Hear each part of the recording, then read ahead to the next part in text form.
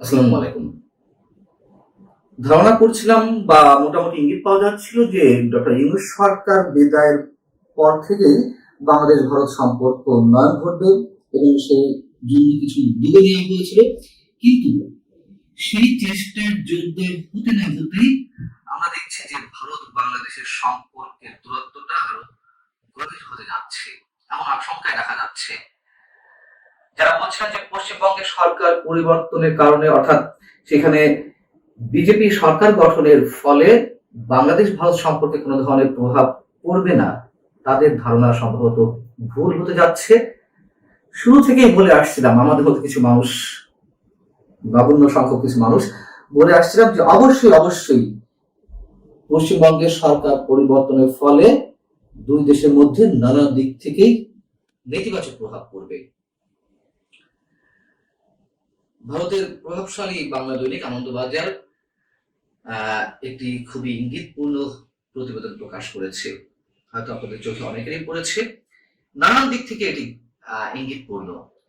বিশেষ করে তারা তিস্তা বহুমুখী প্রকল্প নিয়ে শুরুতেই যে কথা বলার চেষ্টা করছে তা হচ্ছে এরকম যে এই প্রকল্পে বেইজিং এর সক্রিয়তা নয়াদিল্লির জাতীয় নিরাপত্তা ও কৌশলগত স্বার্থের জন্য বড় হুমকি হয়ে দাঁড়াতে পারে।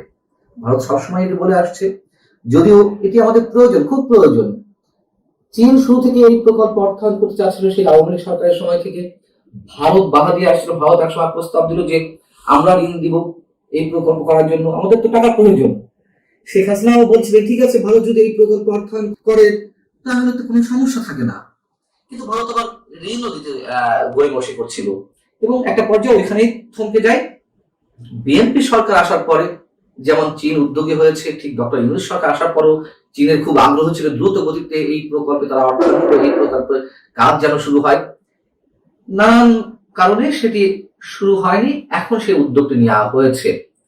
এখন আনন্দবাজার যেটি বলছে যে বিশেষ করে ভারতের উত্তর পূর্বাঞ্চলের প্রবেশদ্বার প্রবেশদ্বার হিসেবে পরিচিত শিলিগুড়ি করিডোরের নিকটবর্তী এলাকায় চীনের উপস্থিতি ভারতীয় নীতি নির্ধারকদের চিন্তার মূল কারণ হয়ে দাঁড়িয়েছে। ভারত মনে করে তিস্তা নদীর সংরক্ষণ ও উন্নয়নের আড়ালে চীনের মূল লক্ষ্য হলো এই অঞ্চলে ভূকৌশলগত আধিপত্য বিস্তার করে। এখন চীনের টার্গেট হচ্ছে প্রকাশ, তারা যদি বলছে যে চীনের ইউনান প্রদেশের সাথে এই করিডোরের মধ্য দিয়ে ভারতের সঙ্গে তারা সংযোগ ঘটাবে, কিন্তু চীনের নিশ্চয়ই অন্য উদ্দেশ্য রয়েছে। কারণ চিকেন নেকের কাছে এই প্রকল্প গড়ে উঠলে তাদের নজরদারিটা করা ভারতের উপরে খুব সহজ হবে এবং ভারতও সেটি বুঝতে পেরে নানানভাবে বাধা দিয়ে আসছে। আনন্দবাজার বলছে যে পশ্চিমবঙ্গের সরকার পরিবর্তনের পর থেকে সীমান্তে নিরাপত্তা জোরদার এবং তথাকথিত অনুপ্রবেশকারী ইস্যুতে ভারতের কেন্দ্রীয় সরকার বেশ সরব অবস্থানে রয়েছে। শুভেন্দু অধিকারী সেখানে মুখ্যমন্ত্রী হওয়ার পর থেকে এবং সংবাদ সম্মেলনে, গত মঙ্গলবার সংবাদ সম্মেলনে ভারতের পররাষ্ট্র মন্ত্রণালয়ের মুখপাত্র রণধীর জয়সাওয়ালও জানিয়েছেন যে সীমান্তের নিরাপত্তা নিশ্চিত করা সরকারের সর্বোচ্চ অগ্রাধিকার। এর আগে পশ্চিমবঙ্গের নতুন মুখ্যমন্ত্রী শুভেন্দু অধিকারী তিনি নিজে ঘোষণা করেন যে সীমান্তে কাঁটাতারের বেড়া দেওয়ার জন্য প্রয়োজনীয় জমি ৪৫ দিনের মধ্যে বিএসএফ এর হাতে তুলে দেওয়া হবে। এবং এই বিষয়টি নিয়েও বাংলাদেশের বিএনপি সরকারের মধ্য থেকে নানান পর্যায়ে কথাবার্তা এর মধ্যে শুরু হয়েছে। কেউ কেউ হুমকি দিচ্ছে, এখন হুমকি তো ভারত এখনো পর্যন্ত আমরা কেন একবারই আগে থেকে এটি বলার চেষ্টা করছি, জানি না যে বাংলাদেশ বসে থাকবে না, বাংলাদেশ উপযুক্ত জবাব দেবে।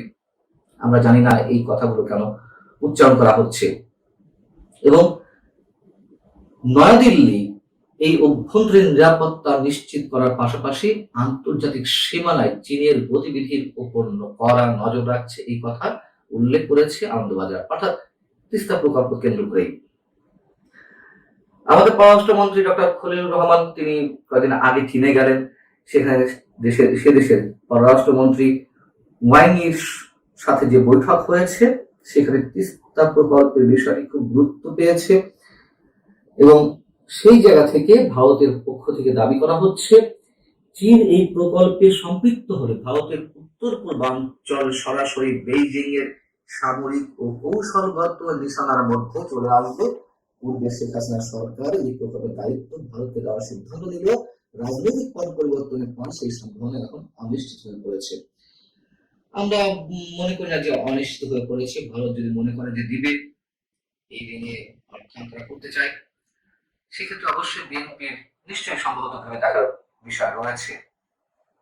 আর যদি সেটিকে পাল্টা চ্যালেঞ্জ করে চীনের কাছ থেকে অর্থ নেয় বাংলাদেশ সরকার, সেক্ষেত্রে অবশ্যই নানান ধরনের ভূ রাজনৈতিক হিসাব নিকাশ অবশ্যই আমাদের করতে হবে। আনন্দবাজার বলছি যে নয়াদিল্লি একটি কূটনৈতিক সূত্র ঢাকাকে বেইজিং এর ব্যাপারে এর মধ্যে সতর্ক করে দিয়েছে। সেটি আরো একটি অন্য একটি বিষয়কে উপলক্ষ করে। আমরা জানি যে ব্রহ্মপুত্র একটি আন্তর্জাতিক নদ, যেটি উজানটি হচ্ছে চীনে, সেই উজানে চীন বেশ কিছু বাঁধ নির্মাণ করেছে, যার কারণে পানি তারা আটকে রাখছে। এর কারণে ভারত এবং বাংলাদেশ দুই দেশই ক্ষতিগ্রস্ত হচ্ছে। যেটি মেকং নদীতে চীনের, সেখানে বাঁধ নির্মাণ করা হয়েছে। এখন ব্রহ্মপুত্রের নিয়ন্ত্রণ যদি চীনের হাতে থাকে, তাহলে সেটি পানি বোমায় রূপান্তর হবে, পরিণত হবে। আসাম, অরুণাচল ও বাংলাদেশে ভয়াবহ বন্যার ঝুঁকি তৈরি হবে। ভারত এগুলো বলার চেষ্টা করছে বাংলাদেশকে উদ্দেশ্য করে, বরং চীনের সঙ্গে যাতে কোনো ধরনের সম্পর্ক এদিক থেকে না হয়, তারা সেটি ইঙ্গিত করতে চাচ্ছে। এবং চীনের সঙ্গে বাংলাদেশের যে সখ্যতা ভারত দেখছে, সেটিকেও ইঙ্গিত করে আনন্দবাজার খুবই তাৎপর্যপূর্ণ কিছু মন্তব্য করেছে। এখানে বলা হচ্ছে যে সম্প্রতি চীন স্বীকার করেছে তারা অপারেশন সিঁদুরের সময় পাকিস্তানের যুদ্ধ বিমান রক্ষণাবেক্ষণের সহায়তা করেছিল। এই প্রসঙ্গে ভারতের পররাষ্ট্র মন্ত্রণালয়ের মুখপাত্র শ্রী রণধীর জয়সওয়াল এমন মন্তব্য করেছেন যে এই ধরনের সহযোগিতার কথা ভারত আগে থেকে জানতো, অর্থাৎ পাকিস্তানকে চীন যে সহযোগিতা করেছে। মন্তব্য করা হচ্ছে যে সন্ত্রাসবাদী পরিকাঠামো রক্ষা করতে গিয়ে কোন রাষ্ট্র নিজেদের মান সম্মান বিসর্জন দেবে কিনা তা সংশ্লিষ্ট রাষ্ট্রের নিজস্ব সিদ্ধান্তের বিষয়। স্বাভাবিকভাবে তিস্তা প্রকল্প ও আঞ্চলিক নিরাপত্তার প্রশ্নে ভারত এখন অত্যন্ত সতর্ক অবস্থান গ্রহণ করেছে। এটা ভারতের দিক থেকে জানাচ্ছে আনন্দবাজার। আমি আগেই বলেছি যে ভারত তিস্তার পানি আটকে রেখেছে। মমতা বন্দ্যোপাধ্যায়ের কথা এতদিন বলা হচ্ছে যে তিনি মুখ্যমন্ত্রী পশ্চিমবঙ্গের, এবং আমাদের তিস্তা নদী তো সেখান থেকে আসছে। আগে সেখানকার চাহিদা পুরে তারপর বাংলাদেশকে দেওয়া হবে কিনা সেগুলো ভালো হবে, সেই ভাবাভাবির বিষয় চলছে প্রায় 1.5 যুগ ধরে। ভারতকেও তো একটি সিদ্ধান্ত আসতে হবে, শুধু বাধা দিলেই তো হবে না। আমাদের তো পানির প্রয়োজন।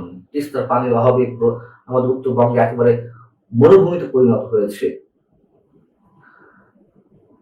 মোদ্দা কথা, এরই মধ্যে ভারত বাংলাদেশের সম্পর্ক উন্নয়নের যে চেষ্টা শুরু হয়েছিল, তা যে অনেকখানি ভেস্তে যেতে চলেছে তার ইঙ্গিত এর মধ্যে আমরা নানাভাবেই পেতে চলেছি।